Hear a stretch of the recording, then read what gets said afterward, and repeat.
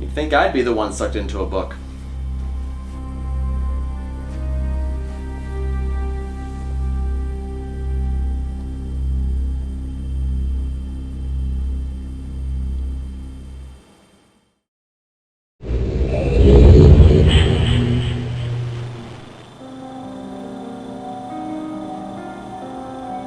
Hello? Oh, hi. Hi. What's going on? Well, your next review, of course. Where am I? A magical land where all those people that exist on your computer screen actually exist in real life. Really? Because it looks I like... know. It looks like Los Angeles. But why am I here? I told you. Your next review.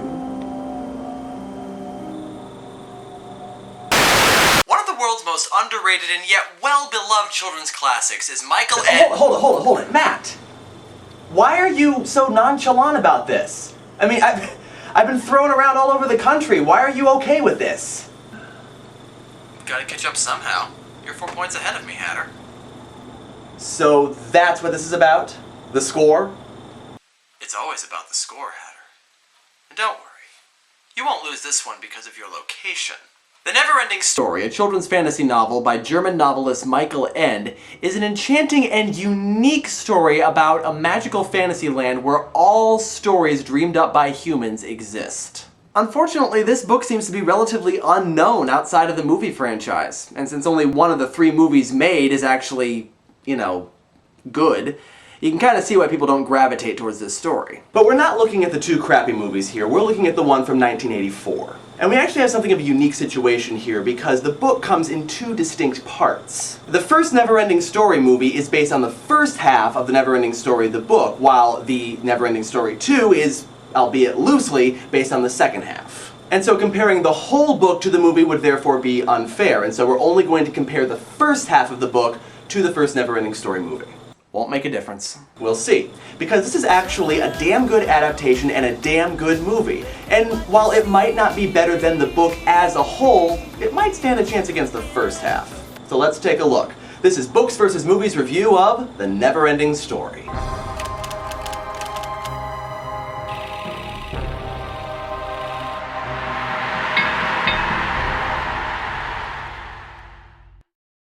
Let's start by looking at our 2 main characters, Bastion from the real world and Atreyu from the fantasy world. Interactive sexism is playing. Whoa. Even though these are 2 main characters and they both play a substantial role in the story, I decided to put them together for the simple reason that in the movie and in the first half of the book, Bastion doesn't really do that much. Most of Bastion's major character development comes in the second half of the book, so for the first half of the book and in the movie both, his role is basically just to read the book. All that we know about Bastion at the beginning of the story is that he is a loser with one of the most unfortunate names since Eustace Clarence Scrubb. He's described as being fat, he's a huge bookworm, he's a daydreamer, and he's kind of a wimp. All of these things lead Bastion to be chased by bullies into a bookshop where he finds the NeverEnding Story, which he steals, borrows, and takes up to the school attic to read undisturbed. As he continues reading, he gets drawn further and further into the story. Literally. He starts to realize that he is somehow a part of this story. I'm kind of partial to Bastion in the book for a couple of reasons, outside of the serious character development he gets in part 2. First of all, the actor who plays him in the movie is not what you'd call stellar, and he does get a little grating after a while. Second, in the book, we learn about Bastion during the breaks that he takes from reading the book, whereas in the movie, we get it all in kind of an awkward exposition scene. Then of course you have Atreyu, the child warrior who is supposed to save Fantasia. It's his job to find the Southern Oracle, which is supposed to tell him how to save the childlike Empress, and through that, the land that she rules. So, in both versions he's pretty much just a generic child hero, but that's exactly what he's supposed to be. Admittedly though, there are a couple of problems with this character. His performance is a little over the top, and he has this sort of inconsistent British-y accent going on. And plus there's also the fact that he's white. Okay, he's 1/4 Mohican, but the character character of Atreyu is supposed to be a Native American. However, oddly enough, I think that both of these flaws actually work to the story's advantage. Keep in mind that this is the land of the stories that are dreamt up by humans, and Atreyu is basically the hero that Bastion longs to be. So it makes sense that his performance would be a little over the top and cheesy, because that's how we see heroes. And admittedly, the fact that Atreyu is white is probably because they couldn't find a Native American child actor, but what I noticed about Atreyu is that he kind of looks like Bastion. And since Atreyu is the hero that Bastion longs to be, doesn't it kind of make sense that they would kind of look alike? And isn't that what we do in stories all the time, imagine ourselves in the place of the main hero? I don't know, maybe they didn't intend it to be that way, they probably didn't intend it to be that way, but that's the way that I choose to look at it. It makes the link between Atreyu and Bastion that much stronger. So for that reason, I think the main characters are better in the movie. But what about the many, many other characters in this magical land? And 1, 2, 3, hug! The characters in this story are bizarre. In a way that makes sense, because this is the land of all the stories and dreams of humankind, so you'd expect there to be many varied and creative characters. And there are. And they're even stereotyped a little, which again, makes sense. Characters like Falkor the Rockbiter and the Childlike Empress are given a lot of weight in the movie. So you really do get the feeling that, oh hi Scratching Cat. You really do get the feeling that these are characters in other stories that just got drawn into this one. On that note, however, this is definitely done better in the book, simply because there are a lot of characters. The movie basically just picked a few, like the Rockbiter, to make frequent appearances throughout the movie. In the book, the only characters that are really around consistently are Bastion, Atreyu, and Falkor. The Rockbiter, who features prominently in all three movies, only really appears in the first chapter of the book. So you really get the feeling that these are all characters from other stories who made a brief cameo in this one, which strengthens the atmosphere of this being the land of many stories. Once a character has done his bit for this story, the narrator talks briefly about where the character went from there and what story he eventually ended up with, and he closes each of these sections with, "But that's another story for another time." That phrase comes back over and over again in the book, and that's basically the role that the other characters play, as if to say, there are many, many stories happening right now, but we're focusing on this one. Which in my mind is one of the essences of good storytelling, so without question, the other characters fill this niche better in the book. Friday, Friday, gotta get down. And now,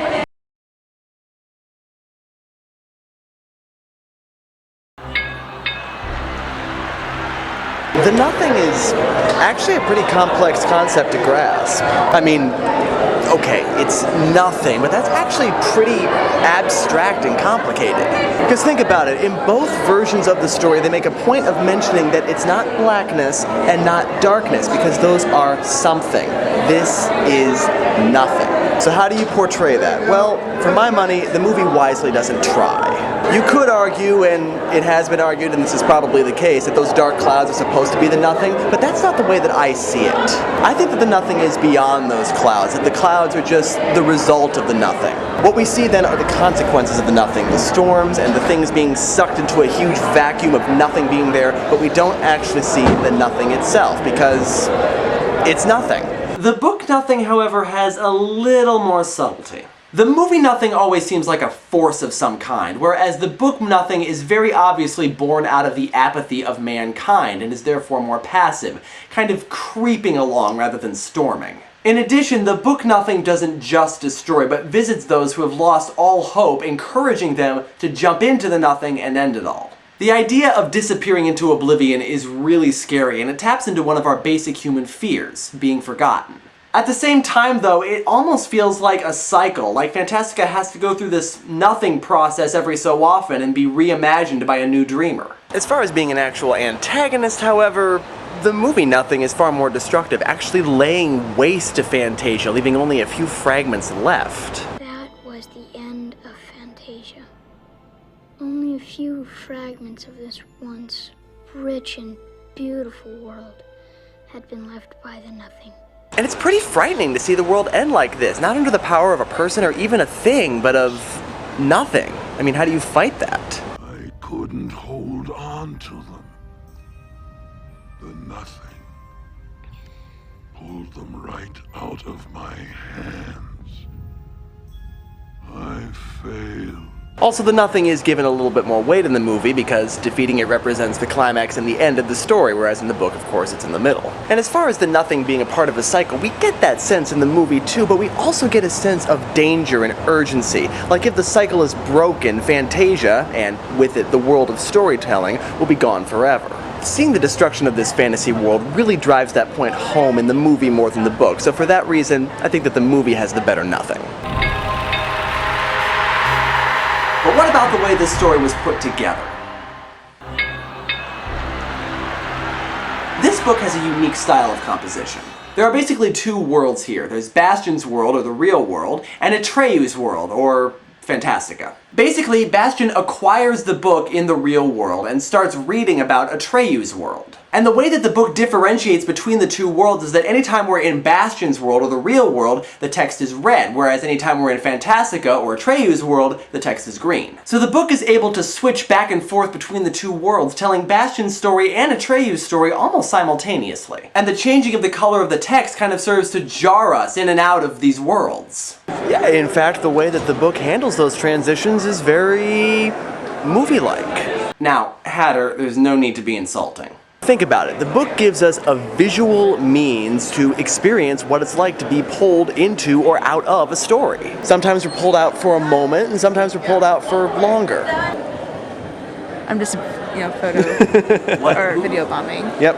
And I'm checking being, my hair in the process. I being look video bombed. good. I look good, yeah. I look awesome. You look awesome. Hey, Matt's channel. Everybody, I'm sorry, we have a review. I'm glad that you're subscribed to Matt because he's wonderful and you work really Excuse hard. me, we have a review You work so Hatter, would hard. you tell the... I don't know Seriously? how you make all the videos you make. Neither do I.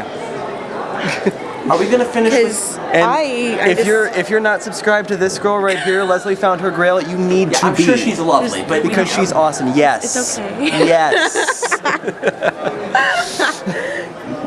He's pretty ballin'. He's more ballin' than I am. You done? Would you like to tell us more about how the book's composition is very movie-like? The movie actually does the transitions really well, and we get to see Bastion experiencing everything that Atreyu is, which really strengthens that link between them. And it also shows just how invested Bastion is getting in the story. For all that, though, there's nothing terribly outstanding about the movie's composition, and I really like the way the book integrates these two worlds as Bastion gets further and further into the story, especially at the end of the first half. It allows us to read about these two worlds without getting terribly confused. It's relatively simple and straightforward, and yet, it's still really, really cool. I mean, I love the chapter where Bastion figures out that he is, in fact, a part of this story. The way that it's done in the book is really cool, and it's largely due to this excellent composition. But what about the imagery of this imaginative world? I know I've said this before, but it bears repeating. I absolutely love cheesy 80s fantasy effects. CGI was still in the developing stages, and so movie makers had to rely on other tricks in order to portray what they wanted to portray. Everything from forced perspective to puppetry to blue screens, and of course a whole bunch of elaborate sets, lighting, costumes, and makeup. It may just be pure nostalgia on my part, but I love the creativity and effort that goes behind these effects, and they can be incredibly cheesy at times, but they're still really fun to watch. Well, Hatter basically made my argument for me, didn't he? It's laughably cheesy. By today's standards, the effects in this movie look quaint at best and antiquated at worst. The book, of course, relies heavily on imagination. It's about imagination. This whole world is the imagination of humans. As such, the world of Fantastica should be beyond any one person's wildest imagination. The book delivers that, not just with the descriptions, but with the concept itself. However, I think I'm going to lean toward the movie on this one, and it's for this reason. Both book and movie drive home the point that this is the land where many different stories take place, and we're just focusing on this one. The book does so with the other characters in the ubiquitous phrase, "That's another story for another time," but the movie does this with the imagery, with the many, many, many different locations and creatures that we see along the way. So that sort of all-over-the-place creativity in the imagery is exactly what this story needs. Also, think about it, this is supposed to be the land of all human imagining, so doesn't it make sense that we would see human imaginings? I think so. So, movie gets the point. But what about the story? I have to say, given the complexity of the story, even in just the first half of the book, the movie does a pretty decent job of adapting it to the visual medium. Unfortunately, Michael Ende is one of those authors who gets kind of persnickety when his work is messed with, and to an extent I can understand why. But I think the story brings the same main point across, and I think it brings it across very well. And I appreciate that it isn't dumbed down for kids, nor is it made safe. Of course, this was the 80s, you can get away with anything. However, for all that the movie retains, and it does by and large keep most of the important plot points, there is a lot that gets lost. Like the fact that Bastion's father is in a depressing state in the book, not having gotten over the death of his wife or Bastion's mother, something that Bastion is encouraged to do by the father in the movie. In fact, the whole relationship between Bastion and his father is kind of dropped altogether. The only reason he's in the movie is so that they can have that awkward exposition scene. Bastion's final encounter with Mr. Coriander when he returns the NeverEnding story is also dropped from the movie, and that might partly be because they dropped the second half of the book, but they could have at least given us something. There's also the infamous death of Atreyu's horse, Artax, in the Swamp of Sadness. Now, of course, the movie scene is very sad. It's considered one of the saddest nostalgic scenes ever, but we're mainly just sad because the hero lost his horse, as well as kind of confused as to why a horse should be feeling so sad that he sinks into the Swamp of Sadness. In the book, Artax is a talking and thinking being, and so not only does it make sense that he's letting the sadness of the swamp overtake him, but we also get to know him and his relationship with Atreyu better. Also, it's kind of a small, picky thing, but why are there only 2 gates to the Southern Oracle? Why not use the magical number 3 like the book did? And then there's the ending, which unfortunately descends into a typical kid movie by having Bastion chase bullies riding on Falkor. This scene bothers me for a few reasons. First, it really doesn't fit in with the seriousness of the rest of the movie. Second, it completely flies in the face of this no boundaries in Fantastica thing that keeps the fantasy world and the real world separate. And third, you've got Bastion proving himself to be just as cowardly as the kids who bullied him because he's taunting them while riding a freaking dragon. And after seeing the story being treated with so much weight and dignity, it's really sad to see it descending into bullies getting their comeuppance. Now, of course, the second half of the book gives us some serious development of Bastion's character, but we're not looking at that. Still, even looking just at the first half, those little things in the movie really do start to add up, and the story is weakened as a result. And so, even just looking at the first half, the book story is better. And now, it all comes down to which version had the better portrayal of Fantasia. I think you mean Fantastica. No, I meant Fantasia. I'm quite positive it's Fantastica. Fantasia. Fantastica. Fantasia. Fantastica! Fantasia! Fantastica! Oh, get on with it! Get on with it! Get on with it! Nah, get on with it. Sorry.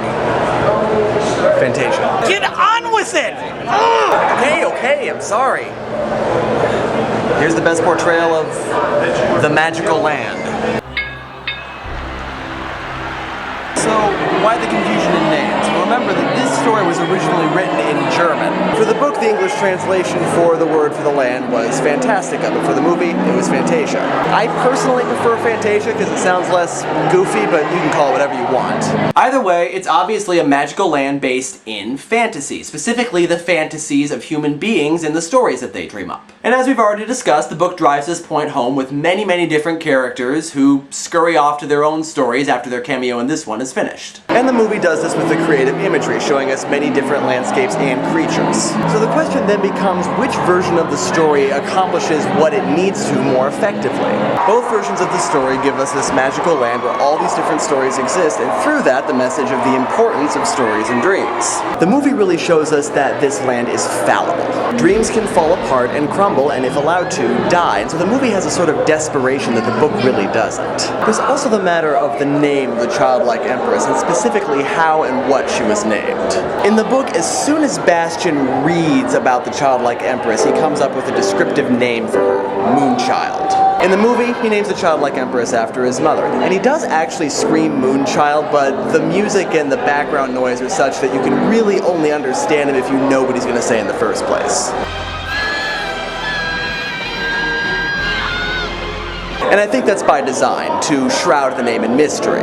In this way, he strengthens the link between this world and that world, as if that world can't exist without the dreams and stories and names of the people in this world. However, aside from wondering what woman would actually be named Moonchild, this does serve to undermine Bastion's creativity. He didn't think of the name himself, he took it from somebody else. In the book, he's well suited to save Fantastica because he has the creativity to come up with an apt name for the Empress, and therefore to dream up Fantastica again. And speaking of that, that's another thing that bothers me about the end of the movie. When it comes time to dream up Fantasia again, he dreams up Fantasia exactly as it was. It's like the nothing never was. He doesn't try to create a whole new world, he just brings back the old one. The idea of the story being never ending is that it has to die in order to be reborn again, and Bastion has to be there to dream it all up. The movie kind of ends on the note of everything was alright again because Bastion said so. The end. But the book has Bastion completely reinventing the world. And yes, I know that's the second half of the story, but that is the nature of this world. It's a little more uncompromising in that it can never be the same way twice. Also, the boundaries of the world are absolute, and the world is depicted as being pretty much infinite, neither of which is really clear in the movie. The nature of the land is probably the most important element of this story, and in the book, the nature of the land is more uncompromising and more complex. But more than that, it takes us deeper into the nature and reason for storytelling. For that reason, though Fantasia might be admittedly a better fantasy name, it's Fantastica that is the better fantasy land.